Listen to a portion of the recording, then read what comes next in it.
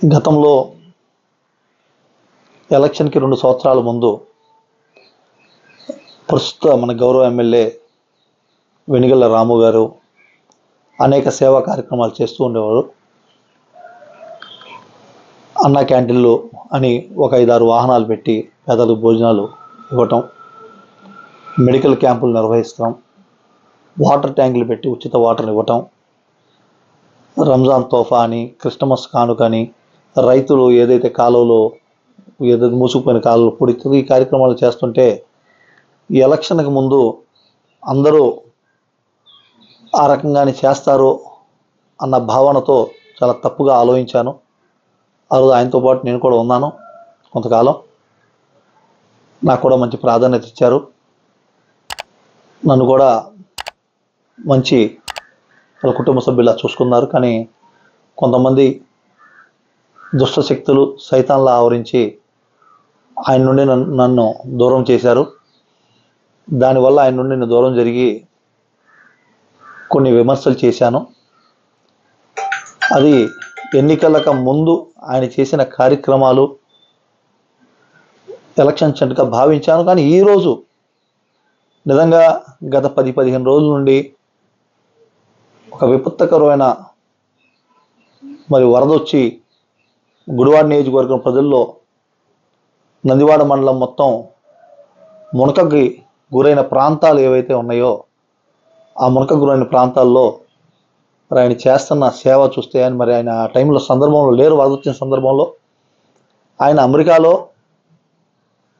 ఆయనకి ఇంద్రభవన్ లాంటి ఇల్లు, అనేక కంపెనీలు, వేల మంది ఉద్యోగస్తులు, రాజభవనం అనిపించే ఇదున్నా ఇక్కడ నుండి నేను ప్రజల చేత ఎన్నుకోబడ్డాను, వాళ్ళని మోసం చేయకూడదు అని వాళ్ళ ఇంట్లో ఒక శుభకార్యం ఉన్నా దాన్ని వదిలి హుటాహుటిన వచ్చి గ్రామాల్లో ఆ లోతు నీళ్ళలో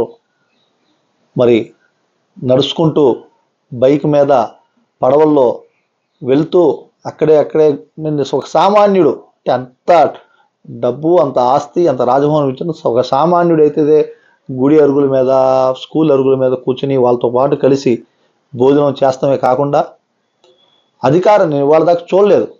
అధికార యంత్రాంగం, జిల్లా మంత్రిని, ఒక ఎంపీని, అదేవిధంగా జిల్లా కలెక్టర్ని, జిల్లా ఎస్పీని అందరినీ కూడా నందివాడ మండలం ఎక్కడైతే సమస్యాత్మక ప్రాంతం ఉందో ఆ ప్రాంతానికి వెళ్ళటం, అక్కడ ప్రభుత్వం దృష్టికి అక్కడ ఉన్న సమస్యని కళ్ళకు కట్టినట్టుగా తీసుకెళ్ళి చూపిస్తాం, ప్రజలతో పాటు కలిసి భోంచేయటం, ఇటువంటి కార్యక్రమాలన్నీ కూడా చాలా అద్భుతం. అటువంటి ఒక మంచి వ్యక్తిని, ఒక మంచి నాయకుడిని, రాజకీయాల్లో ఎక్కువ మంది ఆ సమయానికి ఓట్లేసే సమయానికి ఓట్లు వేయించుకుని పరారైపోయే నాయకులు ఉంటారు, లేదంటే వచ్చి ఒక ఫోటో దిగి వెళ్ళిపోయే నాయకులు ఉంటారు. కానీ మనస్ఫూర్తిగా పేద ప్రజలకి ఆయన చేసే సేవ, కష్టాల్లో ఉన్న ప్రజలకి ఆయన చేసే సేవ అనేది చూసి గతంలో నేను ఏదైతే కొన్ని వ్యాఖ్యలు చేశానో ఆయన మీద, అమెరికా నుండి వచ్చారు మళ్ళీ అమెరికా వెళ్ళిపోతారని కొన్ని వ్యాఖ్యలు తప్పుగా చేశాను. ఆ వ్యాఖ్యలకి గాను ఆయనకి నేను క్షమాపణ చెప్తున్నాను. రాము గారు, నేను మీ మీద చేసిన వ్యాఖ్యలు వెనక్కి తీసుకుంటున్నాను. మీరు చేసే ఈ కార్యక్రమాలు చాలా అద్భుతం. మీలాంటి మంచి వ్యక్తిని నేను విమర్శించినందుకు నేను మిమ్మల్ని క్షమించాలని కోరుతున్నాను. అదేవిధంగా ఇప్పుడు రాజకీయాల్లో గత 20 ఏళ్ళు బట్టి మనకు ఒకటే ఎమ్మెల్యే గారు ఉన్నారు. రాజకీయాల్లో తులసిబాబు గారు ఉన్నాడు. ఆయన వచ్చి ఆయన యొక్క చాణక్యంతో ఎత్తుకు పై ఎత్తులు వేస్తూ గుడివాడ రాజకీయాలను రక్తి కట్టించి రాము గారి గెలుపులో కీలక పాత్ర వహించారు. నేనంటే చాలా అభిమానంగా అన్న ఉండేవాళ్ళు, ఇంటికి వెళ్ళినా భోజనం చేయకుండా వదిలేవాళ్ళు కాదు. అటువంటి మంచి స్నేహితులందరూ దూరం చేసుకున్నాను. తులసిబాబు గారి గురించి వ్యాఖ్యలు చేశాను. ఆయన కూడా, తులసిబాబు గారిని కూడా ఒక మంచి ఎలక్షన్ గేమ్ ప్లేయర్ ఆయన. గుడివాడలో రాము గారి గెలుపులో చాలా కీలక పాత్ర. చంద్రబాబు నాయుడు గారు వీళ్ళందరూ కూడా గుడివాడలో గెలవాలి నాని గారి మీద అనుకుంటే 20 ఏళ్ళు ప్రయత్నం చేసినా అవ్వలేదు. కానీ తులసి గారు వచ్చిన తర్వాత ఆ గేమ్ ఆయన చేశారు.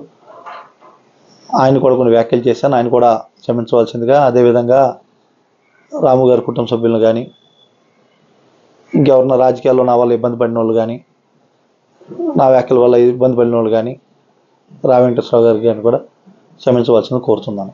వైసీపీ నాయకులకి చెప్పారా మీ రాజకీయ సన్యాసం గురించి? వైసీపీ నాయకులు అంటే కొడాలి నాని గారు అసలు ఎవరికి అందుబాటులో లేరు. మరి గత 20 సంవత్సరాల నుండి